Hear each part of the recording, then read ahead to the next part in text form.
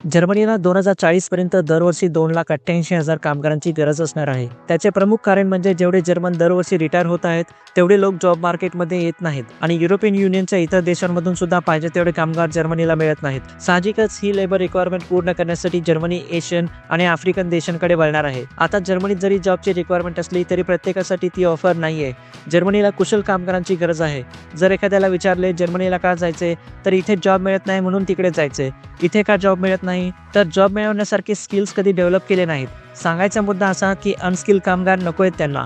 कोणालाच गरज नसते अनस्किल लेबरची. हे तर झाले जर्मनीमध्ये असलेल्या जॉब्सबद्दल. पण जॉब करायला जायचे कसे? एक तर वेगवेगळ्या जॉब पोर्टलवर ॲप्लिकेशन करून जाता येते, पण ही प्रोसेस किचकट असते. शेकडो ॲप्लिकेशन केल्यानंतर 2-4 इंटरव्ह्यू मिळतील. त्याच्यात पुढे सिलेक्शन होईल की नाही त्याची गॅरंटी कमीच असते. 4-5 वर्ष एक्सपिरियन्स असलेल्या कॅन्डिडेटचे डायरेक्ट जर्मनीत जॉब मिळवायचे चान्सेस जास्त असतात.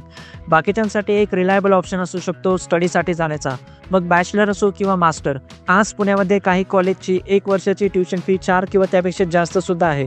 4 वर्षाच्या डिग्रीचे झाले कमीत कमी 16 लाख रुपये फक्त ट्युशनचे. राहण्याचा खर्च वेगळाच. जर्मनीमध्ये जर बॅचलर केले तर 4-5 लाख रुपयामध्ये सुद्धा डिग्री होऊ शकते. जरी सुरुवातीला ब्लॉक अकाउंटची रिक्वायरमेंट असली तरी त्यासाठी सुद्धा आपल्याकडे बँकर आहेत जे विदाउट कोलॅटरल लोन देऊ शकतात. जर्मनीमध्ये पब्लिक युनिव्हर्सिटीमध्ये ट्युशन फी नसते आणि राहण्याचा खर्च पार्ट टाइम जॉब करून स्टुडंट काढू शकतात. पार्ट टाइम जॉब खूप क्वालिटीचे नसतात.